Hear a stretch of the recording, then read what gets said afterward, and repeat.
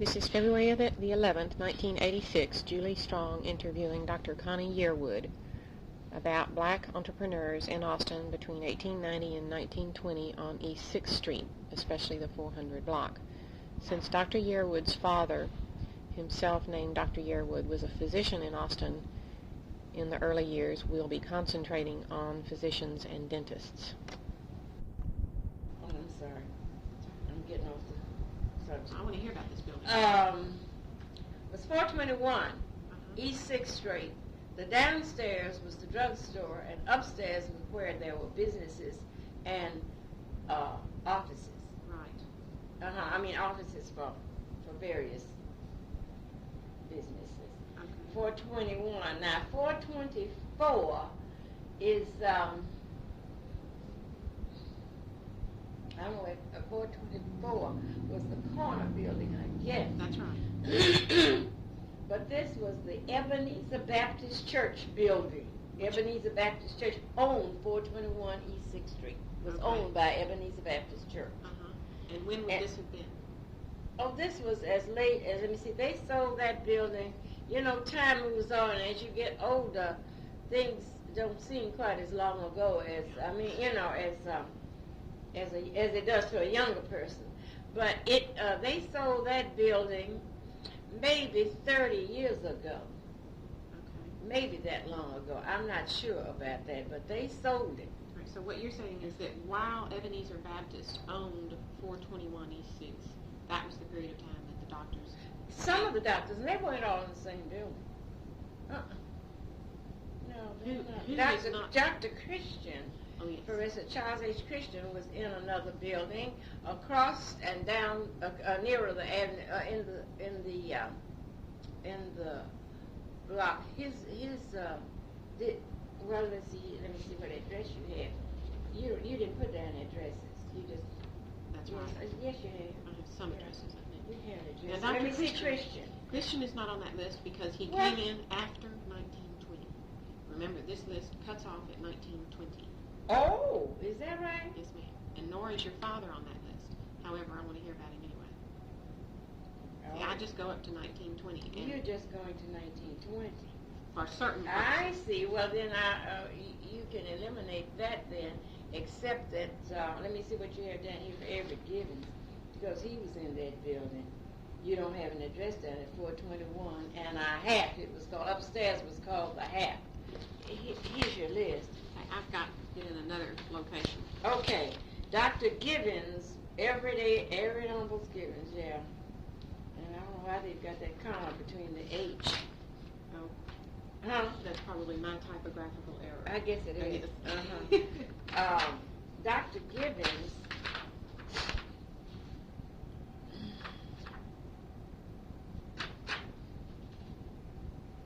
And the reason you put 1914-1920. That's the period of time that you were doing it, because he lived much longer than that. He practiced until he died. Right. I just cut off for the purposes of that in 1920. I'm looking for Gibbons. Yeah, because he and my father were in the same building. Their offices were next door to each other. But your father didn't come to that building until after 1920, right? That's right, because he practiced in Oklahoma City. And then my mother was stupid and wouldn't go to Oklahoma because it was Indian territory. But he came to Texas, but he didn't come right away to Austin. Came to my mother's area. Well, let's talk about your Well, father. you don't need to, since that you're not including those persons in that. But I want to hear about him anyway, and I'll tell you why later. Because I think he came in right after this period. And because you are a descendant, you are probably my best source for learning about the physicians in Austin at this time. So even though he is not on my block prior to 1920, I'd still like to get at least some basic biographical and professional information about him, if that's okay with you. Okay? Yes, it's all right. I have no objection. So he first practiced in Oklahoma, is that right? He first practiced in Oklahoma City. Okay, and when would this have been? And from the time he graduated in 1907, I don't think he stayed there for 2 years. I don't know. I'd have to check on that on the period of time, because then he left Oklahoma and went to Edna, Texas. So that was about when? about 1910. Okay. We'll say 1910. It might have been 1909. I'll say 1910. And where did he graduate from? Meharry Medical College. So you and he went Meharry Medical College of Walden University. of Walden, W-A-L-D-E-N. D-E-N, Walden University. His diploma has Walden University, Meharry Medical College, Nashville, Tennessee. And is the college still named that? Meharry Medical College is still named Meharry Medical College. Walden University no longer exists.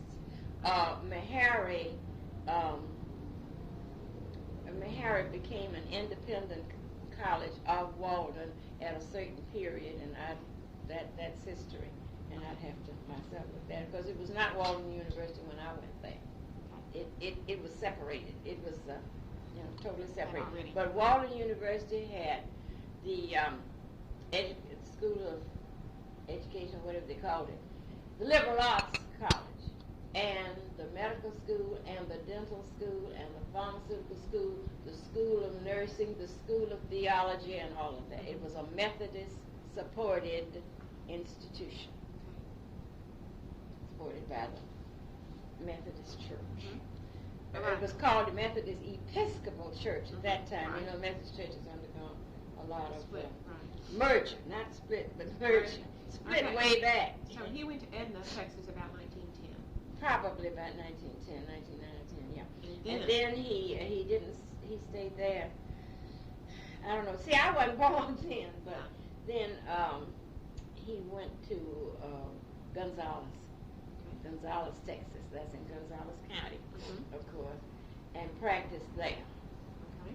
And he practiced there for about 15 to 16 years. About 1925 to 26. No.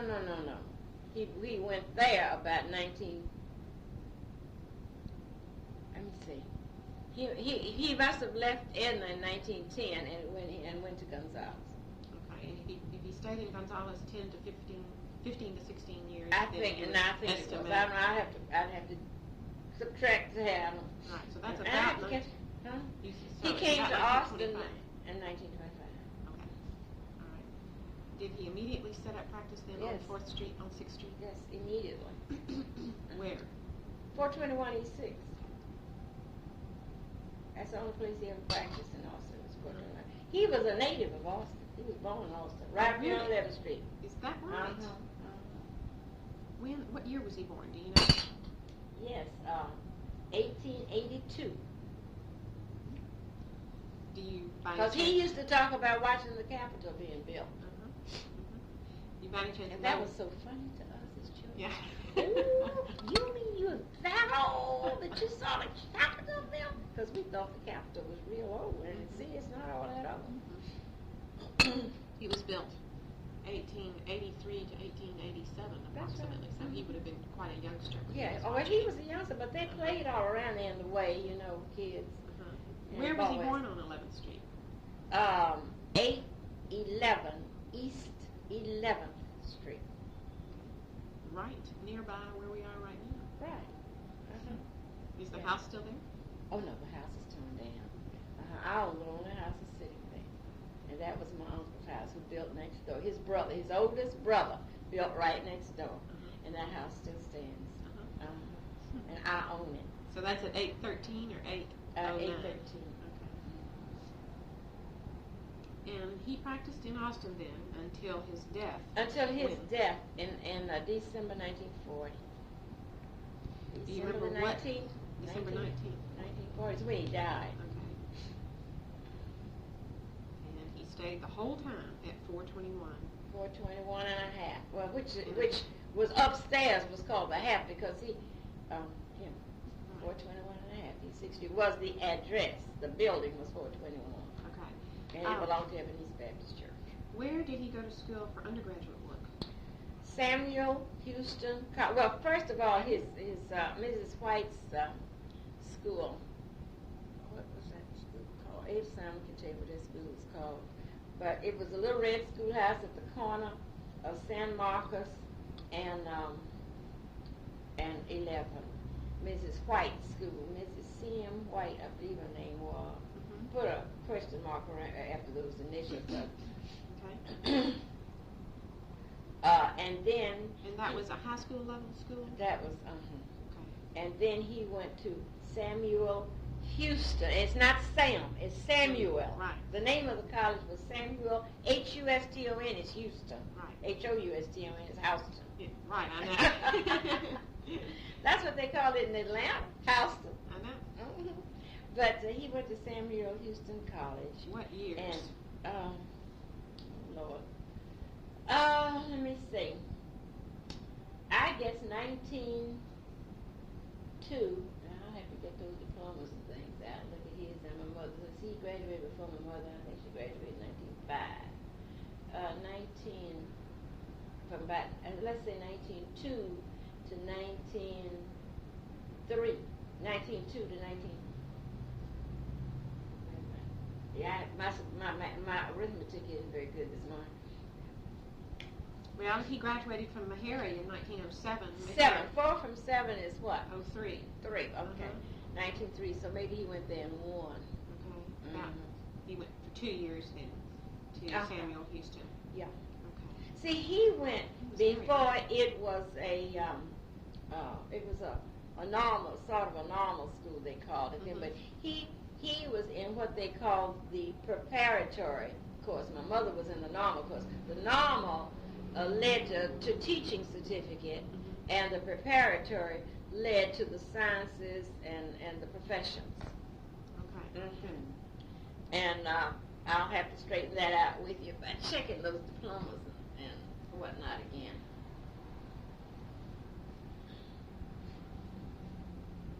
And he graduated from Meharry in 1907. Do you happen to know if he graduated with any honors? I don't know. His classmates all said he was smart. That's all I know. He never commented about that. So I met one of his classmates up there in Oklahoma City, and he was talking about how easy it was seemingly for my father to get the material, the information, learn medicine, and how difficult it was for him. But he was a native, this man was a native of Oklahoma, and the 5 of them practiced together in Oklahoma City. And he had pretty good respect for my father's ability. What was his name? Your father's friend? See, what was his name?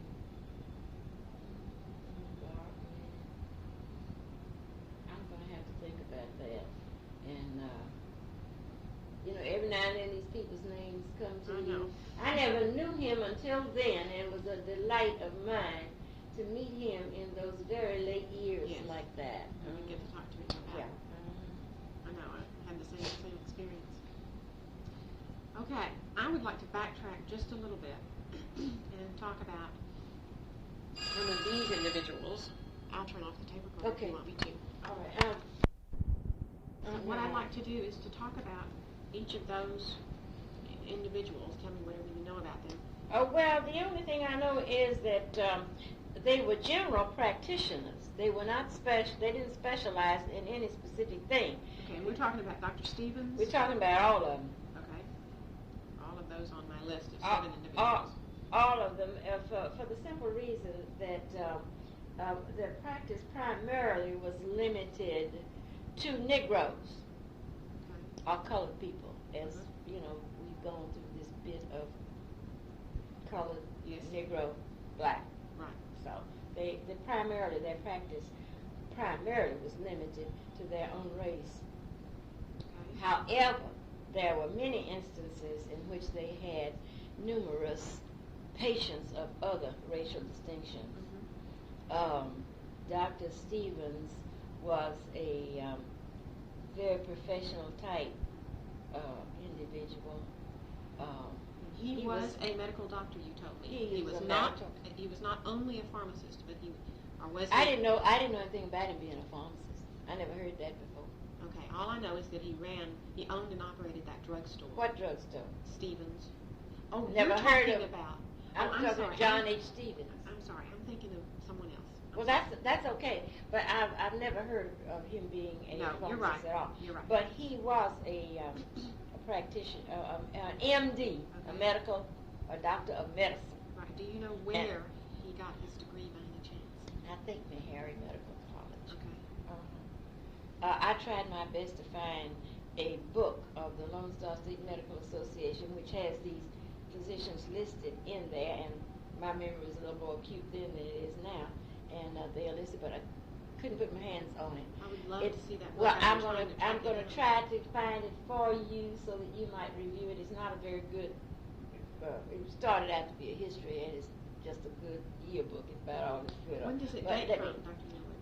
Oh, it dates from the beginning of the Lone Star State Medical Association. That was in 1886. It was the second Negro Medical Association established in the nation, and that was the first year was 1886. But that yearbook, you think, dates from that year? Oh, yes, it's supposed to date that far, but it really doesn't, because it was done under, well, it was supposed to have been done real rapidly, and there hadn't been opportunity to do the proper research on it. But the individual who wanted to do it, and wanted to do it by a certain time, really did not have the time nor the expertise to get it completed as it should have been. Do you know approximately when that yearbook was put together? Was it in more recent years? So it was, oh yes, oh so yes. It was as, let me see, it was as recent as, let's say 1960, between 1960 and 62, okay. I believe is when it was done. Right, so it's a retrospective on all the Black doctors. Yes, well, it's supposed to be. But it doesn't contain as much as it should so far as the number of, the many physicians that should have been included in it. And do you know if Dr. Stevens is included? I think so. Yes, as I recall, he was. And now back to Dr. Stevens.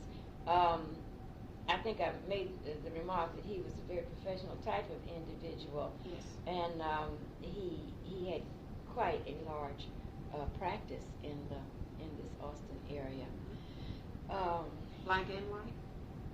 He had some white patients, yes, some other ethnic origins, as most of the, practically all the physicians and dentists did. They did. They get a reputation of being a good physician, and persons, it seems that when it comes to medical care, persons, if they're in distress, they don't care who renders assistance to them. You know, color fades when it comes to getting relief. I don't know what else to say about him, because after all, I was a kid, and we all stood in somewhat awful respect for any of the professions, in particular medicine, dentistry, ministry, and pharmacy and like that. So those four professions, you would say, were among the highest respected. Respected, that's right. Particularly the physician, and primarily that was, I suppose, because of the one-on-one relationship which they had with patients. Patients were primarily treated in the home, and unless it was a very... Not at the offices? Yes. If it was a confined to bed thing, it was the confinement at home instead of in the hospital. See, the hospital privileges were not as open as they are in this present day. Only when a patient was critically ill were they sent or admitted to the hospital for treatment. So if you so were much of the practice was office and home. Okay. If it was a bed patient, then it was in the home. If it was ambulatory, then of course the office. What about surgery then? Usually there was this relationship. If there was not a hospital operated by Negroes within the confines of the area. Was there in Austin such a hospital? No. So they primarily went to Seton or Breckenridge, and one of the other surgeons were the ones used for these patients, and most of the physicians knew who of those surgeons they could depend on to take good care of their patients, because there was a segregated situation the patients were at a disadvantage totally because they were not admitted to the same floor as the other patients. So there were different wards? There were different wards. At Brackenridge, it was a totally segregated little building, which was the first little hospital building that they had. And then when they built the big hospital, then that was the segregated ward for the Negro patients, and the other patients were in the big building. They had to transport these patients from the operating room to this little segregated building through the elements outside to this little building. And consequently, they were naturally in jeopardy because the elements had their effect of, imagine leaving a hot operating room, a warm operating room, going through the elements into another building, which may or may not have had the same temperature. And this was true both at Seton and at Brackenridge? In Seton, they were in the basement of Seton Hospital because they just had the one building. But at Brackenridge, it was the two separate buildings. So when would this have been, Dr. Yerwood? Oh, that was back then, whenever, during this period. How long did this situation exist in Austin? Oh, it existed for a long time.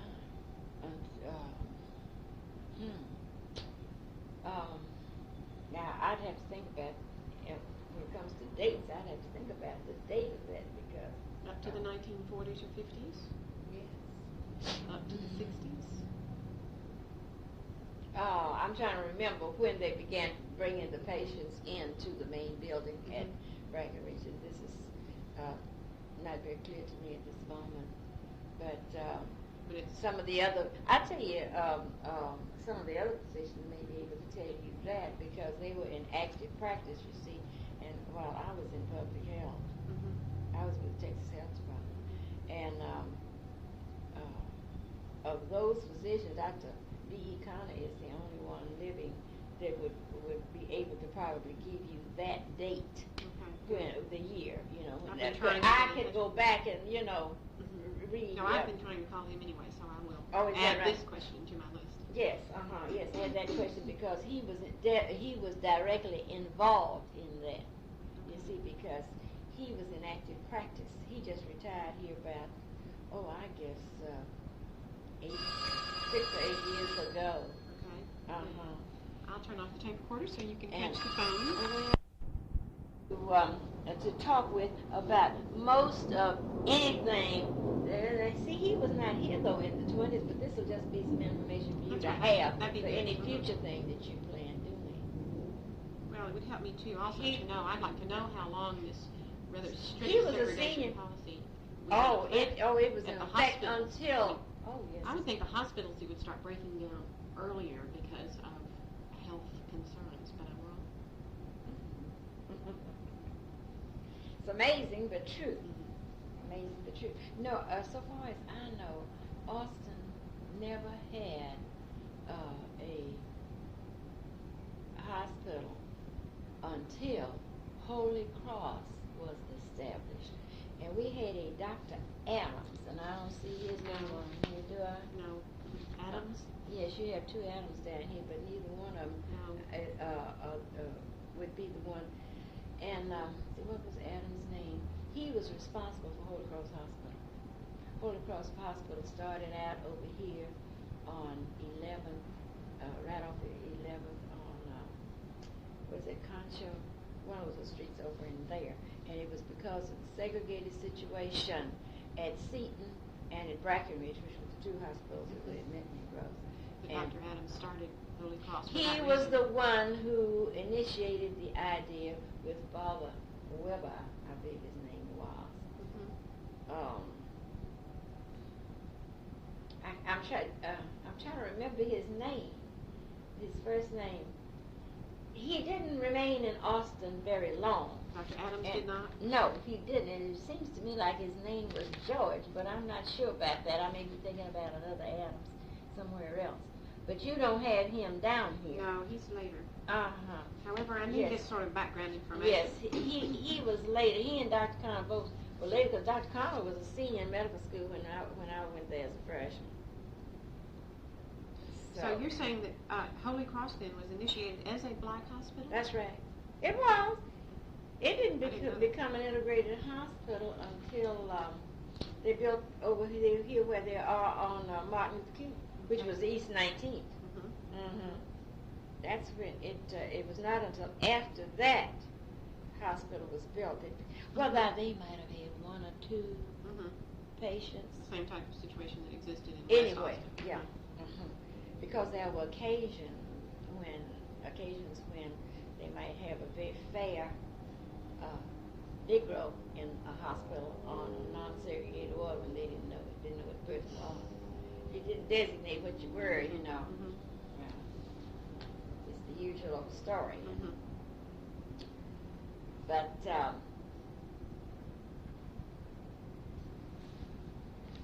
yes, you had asked me when did the segregation period, as I said,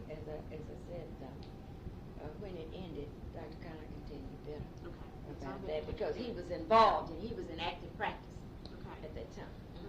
I would like to know the names that you said earlier that there were a good many white doctors who were trusted by the black physicians to treat their patients. Yes. Could you tell me the names of some of those doctors? No, who would treat? I don't think so. I don't remember who the surgeons and they weren't necessarily internists, but maybe they were, who would assist in helping to diagnose and treat unusual cases and the like. But when it came to surgery, until Holy Cross was established, the Negro physician had nowhere to do the surgery. Now, perform surgery. If it was something but minor, like tonsillectomies, which were considered very minor in those days, and other bits of minor surgery, they did in their offices. I see. What are some other Because examples? my sister had her tonsillectomy in my daddy's office, and he had a Negro surgeon from Bryan, Texas, to come to Austin to take her tonsils out. And this is the sort of thing that was done. Now, he would have either done that or carried her down to Bryan to let Dr. Hammond take her tonsils out. When did your sister have her tonsils out? Do you have any idea? Oh, what that decade? was back, the 20s. 20s, okay. But that would have been the 25 to something, you know. Right. My father didn't come back home until, as you recognize, he didn't come home again. Okay, So what other types of minor surgeries then could have been performed or were performed in the office environment besides tonsillectomies? Oh, well, primarily that type that relates to injuries, I would assume, such, any injury that call for suturing or the setting of fractures and that kind of thing, primarily. Right. But any organ. Oh, no, that you couldn't do anything like that, in your office. So that's why the establishment of Holy Cross Hospital, where Negro surgeons could have access, or Negro physicians could have access to their patients and perform surgery. Okay, so if a patient really desperately needed, or not desperately, but if a patient needed surgery, then he was recommended by his physician to a white surgeon who could perform. Usually the physician would contact the white surgeon, relate to the surgeon the situation regarding the patient, what his diagnosis was, and the patient, the white physician would either come to the patient's home to examine that patient, or the patient go to the white doctor. If it was an ambulatory patient, would go to the white doctor's office, and he would confirm, and then he would admit, he would do the surgery. Occasionally they would ask, and maybe more frequently than I know about, they would ask the Negro physician to assist in the surgery. So that's the only example that you know of where the Negro doctor could help in the performance of the surgery. Yeah, that's good. So there was a sponsorship type relationship. Yes. The black patient who knew he was in bad trouble could not, on his own, initiate contact. Well, could if they did. But if they were being attended by a Negro physician, then it was just the easier physician, would do make. it for him. Yeah, that's right. Yeah, that's what usually happened. That the Negro physician would say, well, now I recommend Dr. So-and-so. Right. And there had been established a sort of rapport between these several white physicians and the Negro physician. Right, so we're not really... Same thing with ophthalmology, dermatology, any of those things that became severe, then you were referred to. Okay, so we're really talking about the way the professional relationship operated at that time, and even now, more so than we were talking about social prohibitions in relating to segregation. Is that correct? Yes. I mean, even today, doctors recommend other doctors, and you go. Oh well, yes. Now that you see, in that instance, a family practitioner is what the general practitioner is called now. Family practitioner. The family practitioner, if he recognizes the need for a specialist, makes the referral for the patient and sets up the appointment, and the patient goes to the referred physician for the specialty examination and diagnosis. Would you say that was the analogous situation then in the 1920s? Well, the only difference there is it was based on racial prejudice. It was in the 20s. In the 20s. Yeah. It was based on racism. And now it's based on professionalism. Okay. I'm a family practitioner. I need the services of a specialist.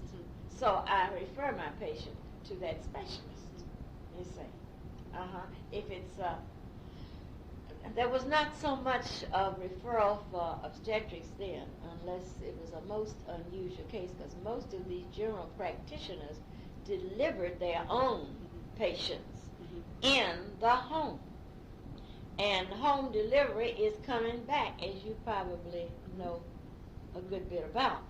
And the women have determined that they prefer the less formal type of situation rather than the hospital type. I think differently about it. It's probably okay, but because I was born like that, no problem apparently with my I'd rather be in a hospital. In case well, of emergency, I want that equipment there, and I want those people. I really feel that it's a better place to be. But then there's this tendency toward home delivery. On the other hand, there's also a tendency on the part of the hospital to make it a home-type environment, allowing the family in, particularly the father in, allowing the father to be present when the delivery takes place and that kind of thing. So the hospital is not quite as formal in its obstetrical environment as it used to be, where nobody was allowed in, not even the father, except after the baby was born, and then or in the line-in room. That's probably a response to social pressure from the public. It is. I want to interrupt just 1 minute and check this tape recorder to make sure I'm taping, because you're telling me good things, and I don't want to take notes. I want to pay attention to you. You see, there was no licensing of those people then. They just learned either under a physician, and there was many learning under white physicians as under Negro physicians, you see, so that there was no requirement to have licensed vocational nurses, as they're called now, or even to have a licensed registered nurse. So there was no requirement that you could do what you wanted to, just since the physician was licensed. That was all it meant.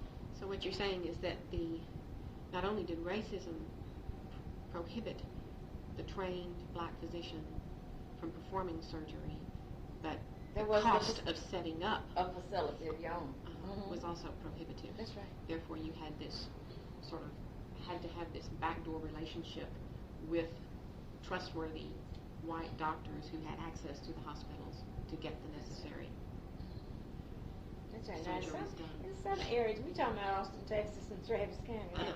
but in some areas of the state, I think it was a little bit more relaxed. And then, behind closed doors, physicians did whatever they wanted to. For instance, perhaps allowing the Negro surgeon to go ahead and do some of the surgery. Well, now on this Lone Star Medical Society that we were alluding to earlier, I was talking to Dr. Robert Hilliard in San Antonio yesterday, and I spoke also with Dr. Frank Bryan. Yeah. They're trying to pull together some materials for me. I'm interested in that society because I want to see if any of my doctors were members of that society. I wish I had tried to get that material back. I know where it is, and I guess one of these days I'll go out there and go down in that basement and remove all that stuff. Where is and it? Get it. Is it at the Carver? Oh no, it's in Lubbock, Texas, in the basement of that hospital.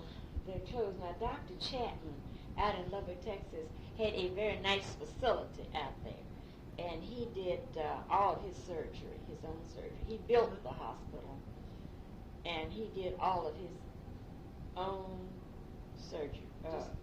Does he have Oh, he's deceased. materials? He's deceased now. His son has it, and I've talked to him by phone. I've talked to him when he's come here, and he always says I can get it whenever I want it, but it's down there in the basement, and he does not know where. The He basement doesn't know of his home? of the hospital, hospital. which is closed, and which let's see, it's there's something that goes on in that building, but the basement it contains his father's records, things of his own, and so forth. And I haven't done it because he has promised from time to time that he'll do it, and he hasn't done it. And I think the only way that I'll ever retrieve it, I'm sorry I ever let Dr. Chapman have it. Now, Dr. Chapman is the one who was supposed to have been writing this so-called history. So he got the materials from you? He got the material from me. My father had them. You see, my father was secretary of that organization, I guess, for 20 years at least, or something like that. More than 15, I'm sure. Dr. Yerwood, those materials need to be on file at Barker, Texas History Center, or they need to be in my hands so that I can organize. I'm the one who had them. My father devoted his whole life to that, and he was secretary till he died. They need to be in my hands to get them organized and classified and that kind of thing. But I let Joe Chapman have them to write this history. He was supposed to have done all of that. And the mistake, I guess, that I personally made was not to go out there right after he expired and get them. But he had promised to send the stuff back to me. And he didn't do it because these were all of my father's files as secretary of that organization. I'm saying that they were personally his because they belonged to the organization. But you see, he was the only halfway permanent thing in it because the presidents changed every 2 years, or every year or two years. I think it finally became that an administration, I think, was 2 years. See, those minutes or those records would possibly have data about these early doctors. Yes, probably so, because some of that I had never looked at, stuff way back. Because now, you see, now my father even didn't have the beginning stuff. He only had that which was accumulated under his, while he was the secretary of the organization. And when was he the secretary, approximately? Oh, Lord. From, let me see, he died in 40. And, let's see, about 1920 or 21 or 22. Until his death. He was secretary when he died. Then Dr. Friday in Seguin became the secretary. I've been trying to get in touch with Dr. Friday's widow. Every time I've called her, I get no answer. So I understand that she might have some materials too. Yes, she did. Dr. Friday was secretary after your father After was? my father. Yeah, and I think he was secretary till he died, I believe, as I recall. Now, she may be, I don't know where her daughter lives. I think her daughter lives in San Antonio, so she may spend a lot of time in San Antonio with her daughter. Do you know her daughter's name? No, I really don't. And I went to that girl's wedding too, but I don't remember who she married. But I'll try to help you find out. And did you were you able to talk with anybody in Seguin at all to find out about her or where she was? I've got a number. All I've got is a number. Oh, you've never been to Seguin? Well, I've been there, but I've not tried to go to see her. I've just been trying to telephone her. Well, when you were in Seguin, did you try to call her? No, I didn't know. I mean, I was in Seguin a long time ago. Oh, I see. I've been trying to call her from Austin in the last week because I got her name through Dr. Frank Bryant in San Antonio. And he told me about Mrs. Friday. I have her telephone number.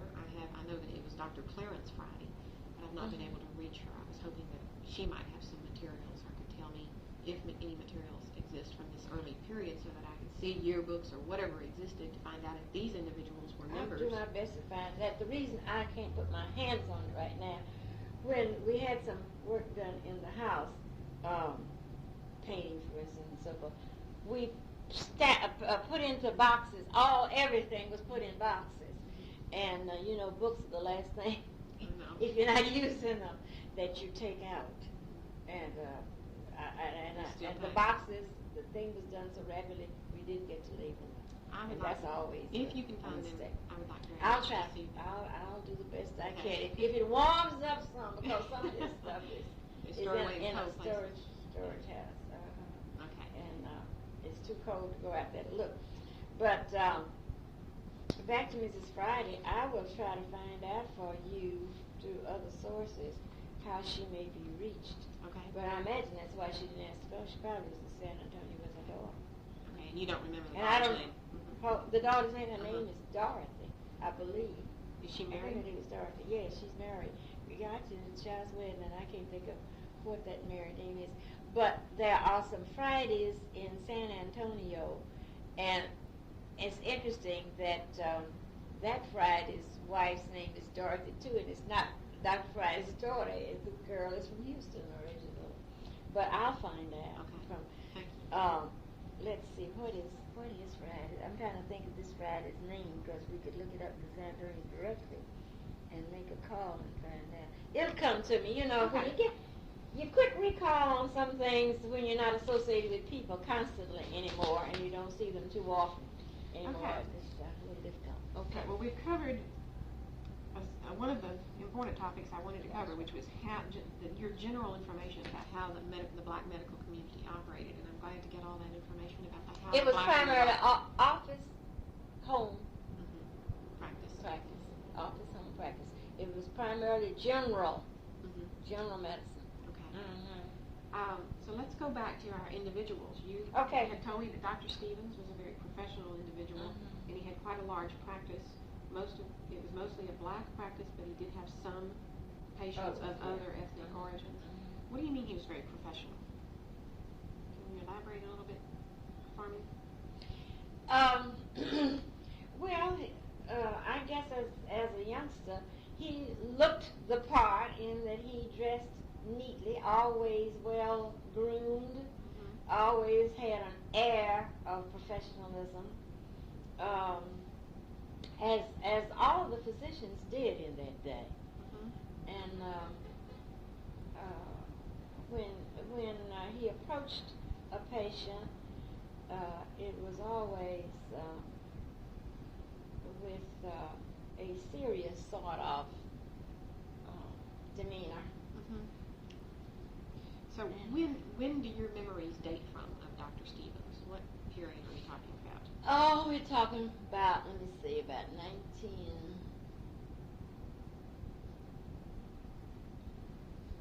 I guess. Okay. Oh, but you too, 1920. Yeah, but that's all right, because Dr. Stevens, I mean, your memories of Dr. Stevens. He lived longer than 1920. Right. You say. And the reason I'm saying that is, well, I guess I saw him a lot. he was friends of your father's, no doubt. Yes. I mean, they were office Oh, yes, they yeah. were all friends. Well, let's see. I've asked you. Oh, you think he went to Meharry Medical I College? think he went to Meharry. Do you have any idea who his parents were or where he no. was from? Do you know his She wife's don't. name? Yes, her name was, let me see, they called her Clave. I don't know what her name was. Clave is what they called her. And she was originally a, oh, wait a minute. Charlie Lewis and Charles Lewis was his name, really. Lady Lewis. Oh, is that the Charles Lewis of Austin? I have one of my businessmen is named Charles Lewis. Yes, he ran an ice cream bar. That's right, down on 6th Street. No, it was up here on when I knew about it, it was up here on Canal. Their house, this blue house right up the street here.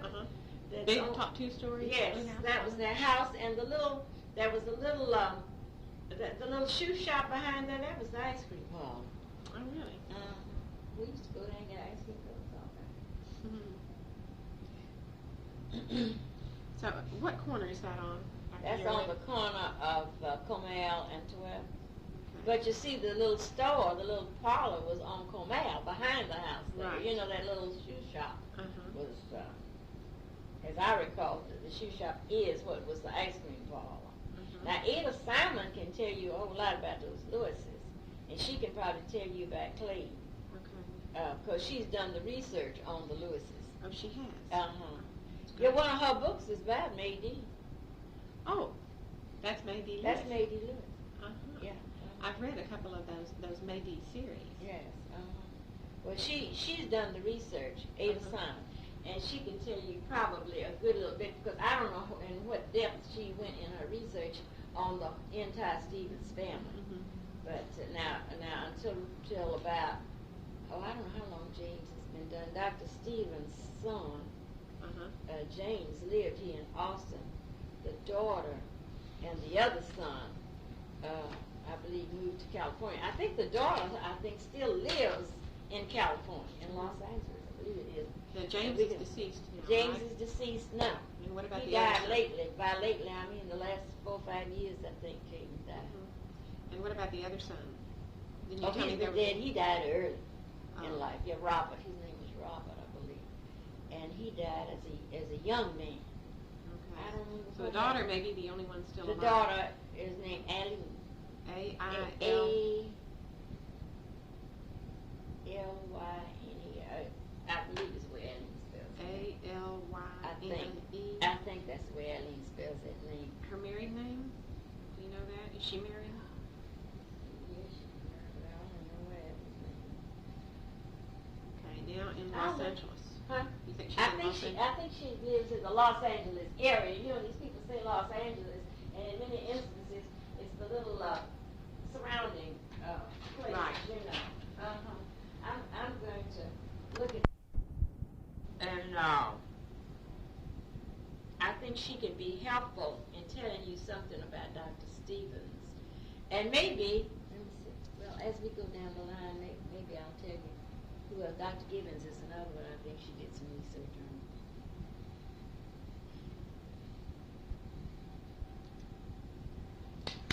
So you don't know where Dr. Stevens was from? No, I shouldn't have done. I don't remember ever hearing anybody say where he was from.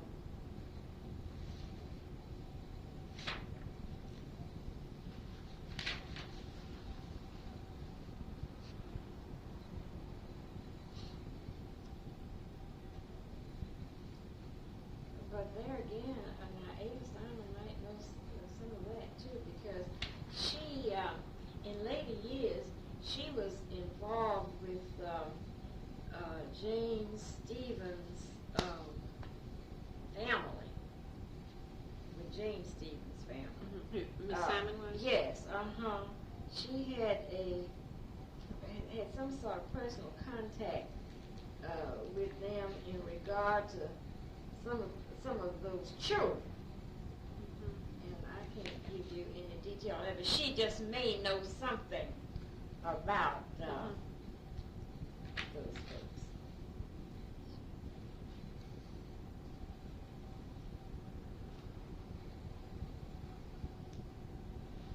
Dr. Yerwood is looking for Eileen Stevens. Oh, that's right. Married You Meg. ask me. I will just stop and whenever you want to ask me something.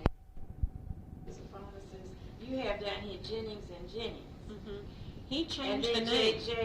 JJ and Company. Now, I don't know where this Jennings and Jennings comes in, and Ada may be able to tell you that. Okay. See, what I noticed Now, about you have down here, T.C. Lashwa, I don't know who that was De Lashwa's father, I have determined. He was from Haiti. And he assumed the name De Lashwa, or the De, after he got here, apparently.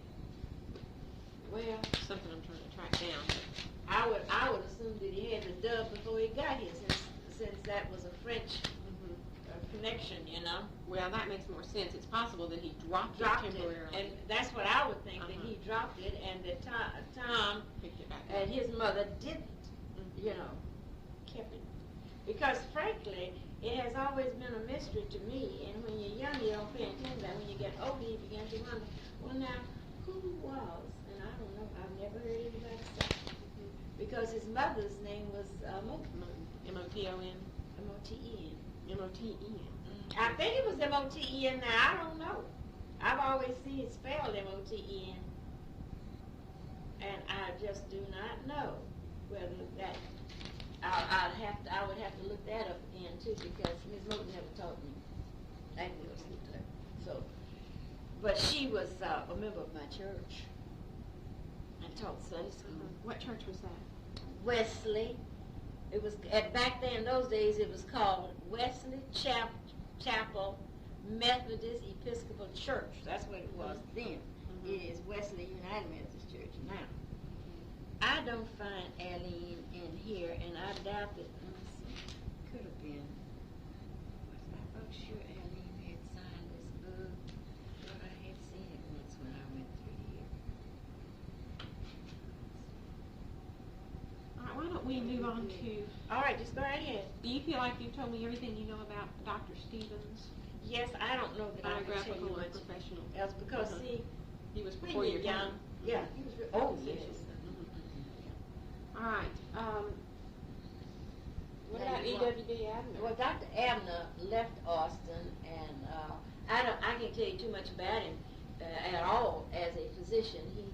He seemed to be a good physician apparently, but he went into insurance, and he went with the Woodman to the Woodman office in Denver, Colorado. I see. And yes, he left Austin and moved to Denver because he became the national medical director, or some such title as that gave him national distinction, because he had served apparently as their medical director, and they had grown to apparently to the extent that they needed him in the central office in Denver. And he left Austin and went there. So he sort of combined his medical background with Yes, because interest in insurance.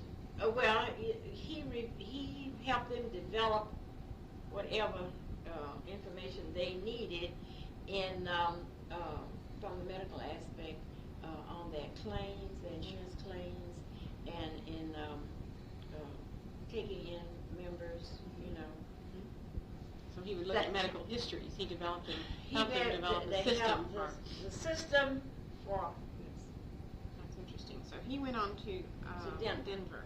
So he left here kind of early. Do you And know about I don't when? remember, no, in the early 20s, I'm sure. He built the house, I think he did, on the corner of Lydia, is that Lydia and 7th Street. The house is still there. And Opal Washington lives in that house. Really? You know, Yes, of Opal course. Washington Everybody lives knows in the Opal old Washington. Abner home. That's right, she sure does. So you think that Dr. Abner built that house? I think he did. I think Dr. Abner built that Do you know where he got his education? No, I don't really. Do you know what his wife's name was? No, because in those days, people more or less went by their husband's names, you know. You were Dr. Wright, you were Mrs. E. W.D. Abner. What do EWD stand for? I don't know Edward, I think. I think his first name was Edward. I don't know, but initials were used to prevent people from calling you by your first name. And that was a habit. Really? All white people called all Negroes by their first name. You had no title. You had no dignity. So people and you were resorted. just plain old somebody, you know, plain old Mary Jane and plain old Tom. So people resorted to using initials in order to avert interrupt that. That's right. Mm-hmm. And in many instances, however, certain groups of people would respect the fact that you had the title of MD, you know, doctor this. Mm-hmm. They didn't mind so much calling you doctor or reverend, but they didn't want to call you Mr. or Mrs. Why not? Don't ask me. I don't know why. So This preference gave you dignity. And you were still a descendant of a slave. So you had none. So people And did they're not going want to to keep grant you that without dignity. any. You know, it Very seems subtle. Yeah, Seems unbelievable It to me. seems unbelievable now, but if you had lived through it like I have, you would realize that it was a fact. You had no dignity. No. So how subtle these things perpetrate themselves These in the things culture. were very, very subtle. But it really was very demeaning. Sure. Demeaning. Sure. Now nobody cares. Everybody calls everybody by the first name. Right. Now we're going back to. And of course, I am very resentful of that. And the why, I guess, is because I came along in a day when this was a demeaning way, belittling you. I don't care what you are. You're down here under me. You know. So. Well, I find that true. I mean, I've always been a very informal person, and I always called my friends' parents by their first names. That was just done. Yet, what is interesting to me is I'm finding that I don't want my children's friends calling me Julie. And I cannot figure out why. Yeah, when you did. That I'm making this switch, but maybe it's because I feel like you do a certain amount of respect for the difference in your ages, for the difference in your position, and that you are the adult and this is the child. Now, the way we were taught, any adult that we felt real close to, like my parents were very close friends to somebody, I would, like I said, Aunt Edna and Uncle Jason. Those were my mother's very dear friends. In fact, Aunt Edna was my mother's roommate at Samuel Houston College. So I called her Aunt Edna, not Edna. it was not a sign of being related to someone. No, it was no. a sign of respect. It was close. respect. And I have some kids now that call me Aunt Connie, and that's their respect for me. Now these younger ones call me Connie, see? But the older ones call me Aunt Connie. And so this is something that has developed as time has gone on. People have felt that there is no distinction, that your name is Connie, so why not call you Connie? But I think that might be a black cultural trait, the use of aunt. I don't have any experience using aunt with relation in this same way. As I said, I was taught that. And now I called all of my mother's sisters by their name. That was because my mother said Myrtle, Nanny, Josie, that kind of thing. And we found ourselves calling them that. They did not make us call them aunt. And that's exactly what they were. I never called an uncle anything but Uncle so-and-so. Never called them by that, except my mother's youngest brother. And his nickname was Sonny. So we always called him Sonny. But that was a practice that you absorbed because the elders in your family called him Sonny. That was right. That was right. Now, of course, a child has a tendency to call you whatever they hear somebody else call you. Because I understand that when I was beginning to talk, that I called my mother by her name. She had a nickname of Babe, and her name was Melissa. And I began to say Witty. I couldn't say Melissa, so I would say Witty. Well, they stopped that. And of course, I don't remember anything about that at all. And then when they stopped me from saying Witty and tried to get me to say Mom, because that was the term back then was Mom. And then I started calling her Babe because that's what my father called her, Babe. So they had a hard time. Well, this is right. You're not supposed to call somebody in the presence of this growing child a name that you don't want the child to use. You refer to her as mother or mom or whatever. Of course, now it's mommy, mom as you get older. Oh, I told you I get off on tangents. Okay, that's all right. Now, Dr. Abner, as I told you, that he left Austin after having apparently a good practice in Austin because he became involved with the American Woodman insurance. Well, it's an insurance company now. At that time, it was a lodge, sort of a fraternal order. But so they did not. They did not provide insurance at that time. Are you saying they must have? Yes, they did. They provided a different type of insurance. You know, it was more or less there were numerous fraternal organizations that we, as a racial group, had to deal with because we were not or could not be insured by certain insurance companies in the country. And so consequently, our own people had to develop their own forms of insuring people.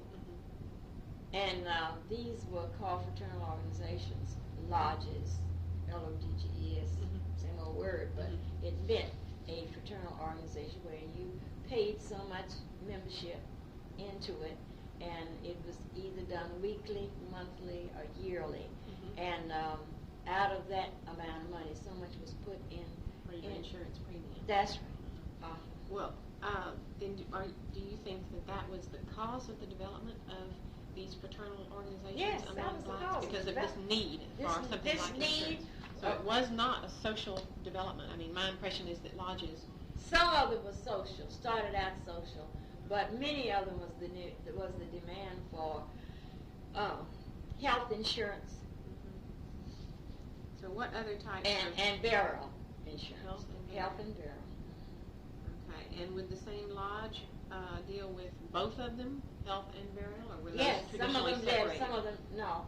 Most of them dealt with both. Most of them dealt with both. You got so much sick benefit, as they call it, while you were sick. Then you had a certain amount of that premium that you paid went into the burial fund. A certain amount of it went into the I'm trying to think of the term that is used, but anyway, into the sick fund. I'll call it that. And then out of the fraternal organization situation also grew some insurances. And we have some very good insurances, Atlanta Life Insurance Company and Universal Life Insurance Company. And we've got quite a few that are very good. And this became an insurance company. The American Woodman is now an insurance company. So at any rate, you think that Dr. Abner's reason for leaving Austin was so to that become medical director of the American Woodman Insurance Company in Denver. In Denver, American Woodman. I'm trying to think of what it was called. It wasn't called an insurance company then, but it's called something else. Okay. But it was known best by American Woodman. Now I did Thomas A. Webster. I don't know, except I knew a Thomas Webster in Waco that had a drugstore. It's the one he went to Waco. Well, was he? He wasn't. I don't think he was a physician. He lists himself as a physician. He's one of these group of doctors that. Did he list himself as a physician, or did he list himself as a doctor? In those days, pharmacists were called say the degree was. They were called Dr. So-and-so. DeLashua was Dr. DeLashua. Webster was Dr. Webster. But I am not sure. You'll have to ask somebody older than I about Dr. Webster, because he was not, I do not recall his being here in Austin at all during my young life. You know. Well, I know during there was a my Thomas A. childhood Webster here. I have no doubt about Thomas A. Webster's presence. When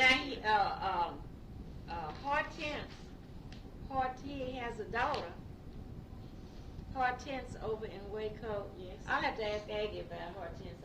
We probably have her address. I need her last name. I've heard about her from someone else, but I haven't gotten her last name. Webster. Yet. She was never married? I don't know. She might have been. If she was, she went back to Webster. Oh, she did? I said if she was. So you think she goes by Webster Webster, now? I think so. Okay. In Waco. And your I think impression is she's still Waco. alive? Yes. Okay. I think she's in Waco. All right, well, we're talking about the same Thomas And Webster. was in Dallas at one time. Lived in Dallas. So, but I think she went back to Waco. Okay, how do you know Thomas Webster? Hortense was her name. How do you know Thomas Webster in Waco? What do you know about him? He was Just a had a druggist? drugstore is all I know. So he was a druggist. I really do not know. All I know is he operated a drugstore. I'll put it that way, because I don't even know whether he was a pharmacist or not. Because everybody that ran a drugstore was called Dr. So-and-so, you know. And that might have been, there again, was something to give, may have been, the reason we call these fellows Dr. So-and-so, because they didn't have a degree, Doctor of Pharmacy. They usually had a title, graduate pharmacist. Like PhD. PhD was their distinction. Okay, I had Thomas A. Webster list himself as a physician/surgeon at 419 Okay, and he a might half have been. in 1912. Now, 419 and a half, see, was farther up the street from where this building is. I told you my father and Dr. Gibbons. 424. 421. 421. See, I don't know where 424 was. I don't know what was there. All I can remember is that must have been on the corner. Must have been on the corner of Nature's and 6th. 424. I don't remember where 424 was, but 421, let's see, the DeLashua's drugstore was under there, and then in later years, Young had his drugstore under there. The reason I'm saying under was because it was the first floor of the same building. And it's... All right, well, I do know that Jennings, Crawford, and Webster were at 424 in 1909. Maybe so, wherever. Now, that might have been the same building. See, that's the other thing that you had to find. Because, see, the number of this house used to be 1017. It's 11. It's been 1115 now, since about 1930, I guess. Okay. All right. Well, the but it was 1017. Right. Well, see, in 1910, for example, I have Jennings at 421, but I have Webster and Crawford at 419 and a half. Well, 419 and a half was near Congress in the same block. Right. Probably right next door. Maybe, might have been. Because, see, the numbers didn't make sense back then anyway. Oh, they didn't? What do you mean they didn't make sense? Well, say this was 1017, that might be 1007. The house next door might be 1007. They were not numbered consecutively at that time. Not always, no. That's just like this little house right there sitting in the street. They didn't care. They didn't care back then. There were little trails, and they didn't care where Negroes built their houses. It was in the middle of the street. It's in the middle of your street, you know. Okay. So numbers were not always consecutive. Not always. And then in later years, they were changed. See? In later years, they were changed. So now back there in 1909, is it whatever you're saying? That might have been the same building with a different address. I mean, with a different number. Because they began trying to apparently put numbers together in block areas, you know. Okay. See, because whether this house is 10 blocks or 11 blocks from wherever you want to say, Congress Avenue has been the dividing line between east and west, you see. So whether, and the river in the beginning was the dividing line between north and south. Right. Okay, well, I'm going to have to lay that issue aside for a while. Yes. And deal with that. I want to know what else you know about Thomas Webster in Waco. Operated a drugstore. That's all I know. When was he there? That you know he was operating a drugstore. I guess he operated, I think he operated until he died. Because I didn't spend that much time in Waco, but whenever we would go through Waco, we usually would drive over there on, I believe that was on Bridge Street. And I think that was the name of the street back there then. And see, I don't know whether Waco has done some changing too.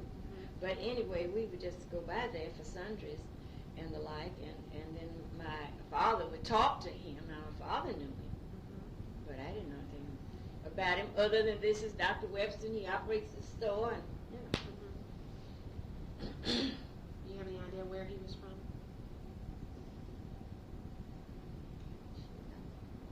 Okay.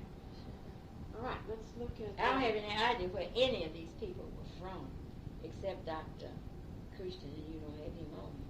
Let's see, that's Webster. Now Crawford, Dr. Crawford. Was he a medical doctor? Yes, he was a doctor. You know where he went to school? No, I'm assuming that all of them went to Mary. Dr. Giddens is the only one I know that went to Iowa. From Austin, the dentist. You went to Iowa, did you say? No, Howard. Oh, Howard. Howard. Okay.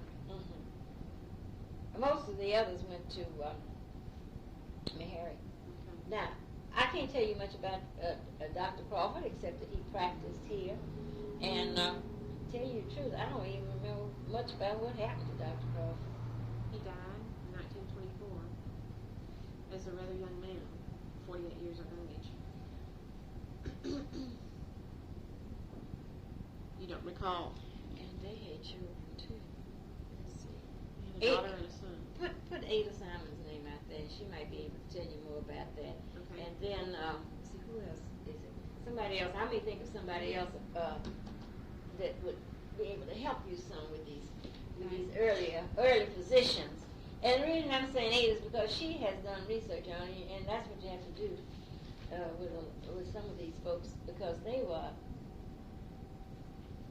adults, and you know how a child pays little attention to what the adult situation is. Now, down to Stevens, we've already discussed him, and I told you I'm totally unrelated to him as a druggist. And Thomas DeLachua, I knew personally, of course, and through the years, and he did operate this drugstore, as I told you, at 421 East 6th Street. And do you know if during this period, was it common for women to be able to go down to 6th Street just as much as men? Oh yeah, 6th Street was all right in those days. What do you mean, all right? Anybody could walk up and down the street at night, at any time at night or anything else. My church used to be where First Baptist Church is now.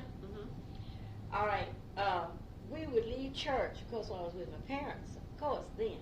But the people would leave Wesley Church and go down the hill there to East 6th Street to that drugstore and have our ice cream sodas after church every Sunday night. That was sort of the meeting up place for recreation and refreshments, you know.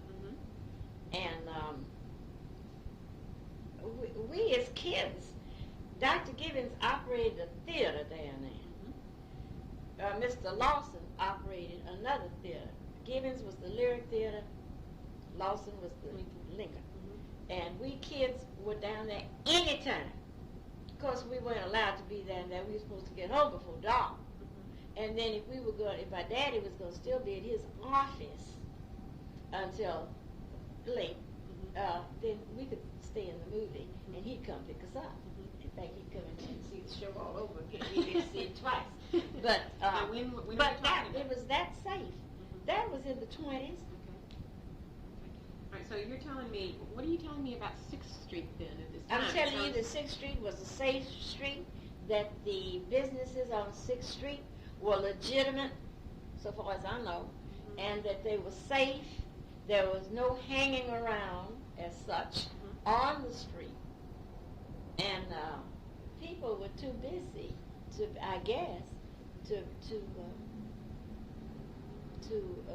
bother about anything like that.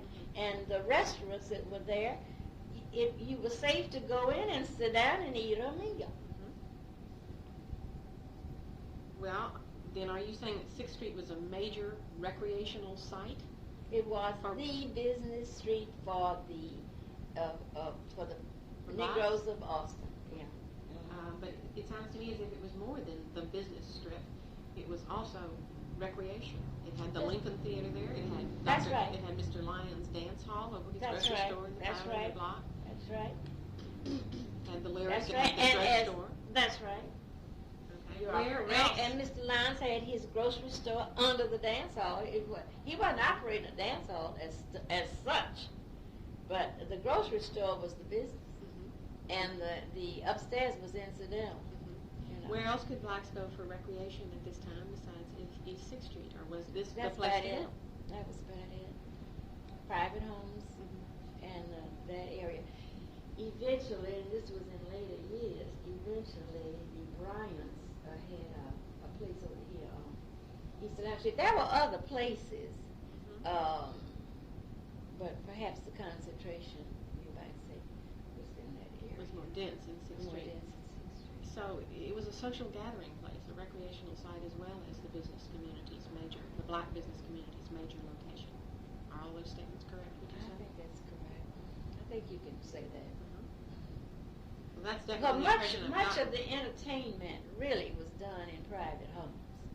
Much of the closely related situations were in the private homes. There were clubs, there were certain other organizations. Now, for instance, the physicians would get together maybe and have little meetings. They would meet in their offices, and then if they had a social function, then it would be in one of the homes. It would. So the the restaurants- doctor's wife as the hostess and the like. Oh, the restaurants operated. Oh, yes, they. But did they perform the service as being the place where celebrations could occur, or like the physicians after they had their meeting, would they ever have their meeting at a restaurant? You were saying they would probably Not go that to I know. I don't know because I wasn't a physician then. So wasn't the necessarily involved. And I do know that my father would be gone to a medical meeting. Sometimes it was in the office. Chances are it could have been down there in Hugh Woma's restaurant. I don't know. Could have been. Because, you know, I wasn't particularly concerned about the biggest concern that my sister and I had where the medical group is concerned was with that Lone Star State Medical Association, because we used to do quite a bit of driving for my father in those when they had those meetings. So you would take him to the meetings, or you would? Well, he would do the driving on the highway, but when we got where we were going to say the meeting was in Beaumont, where we would drive him to the meeting, and then we would go wherever we wanted to after that. In the car. Find some of our peers to spend the time with. And this was in the 1920s and 30s.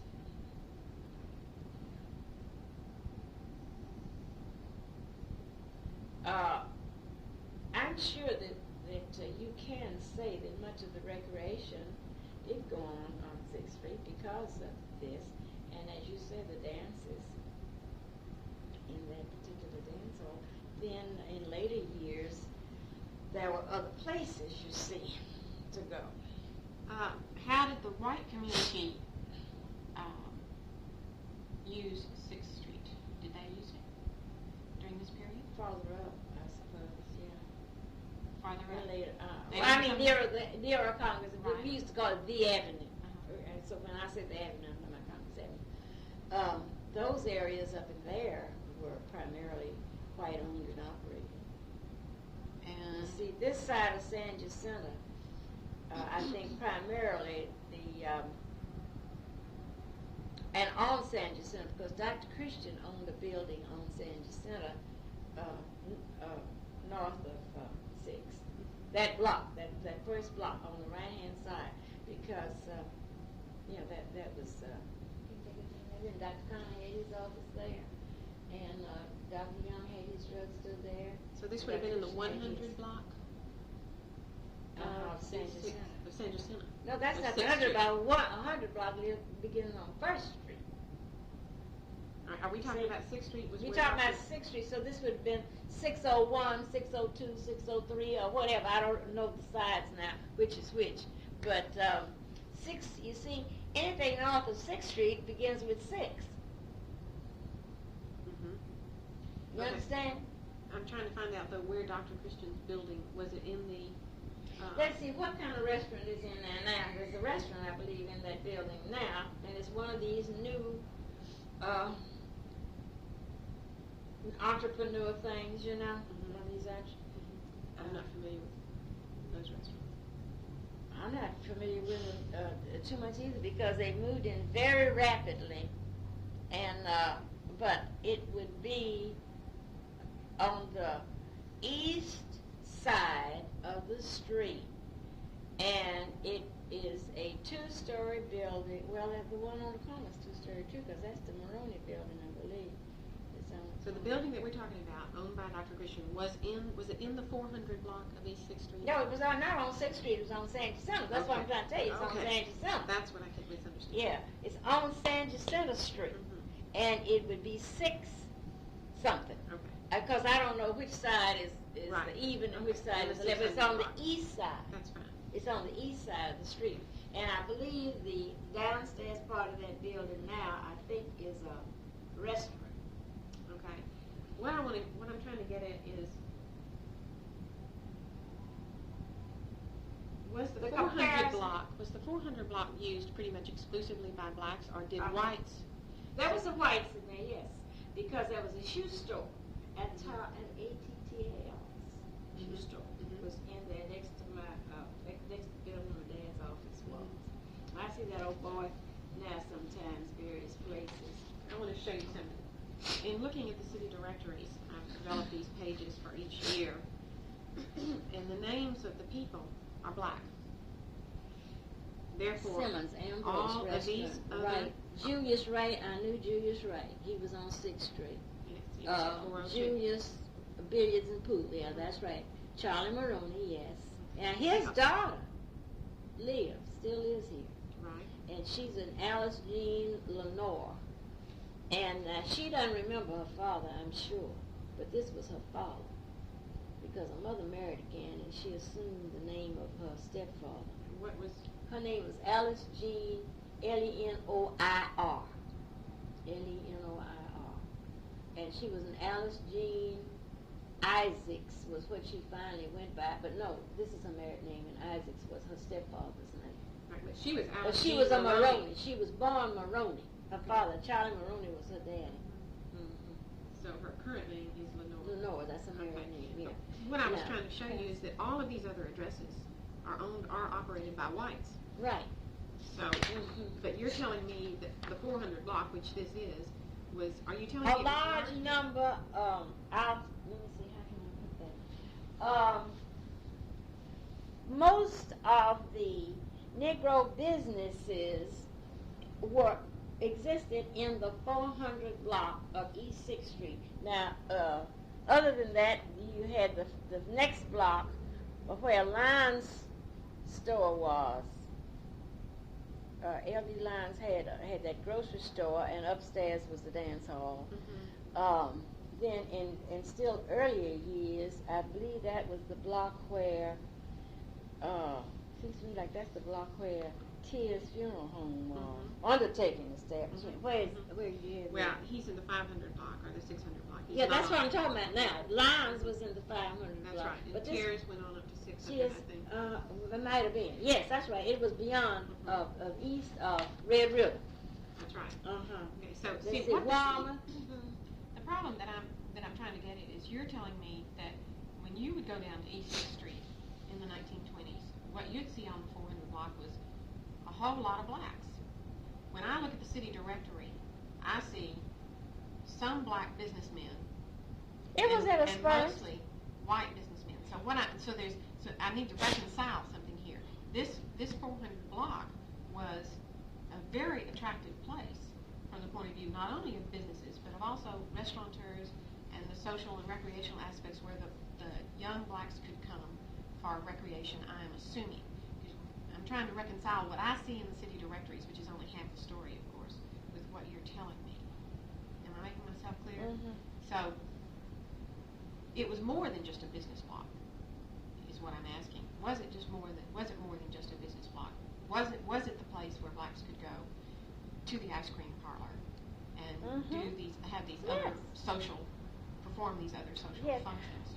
But the thing I'm trying to say is this: I don't know how many planned recreational activities were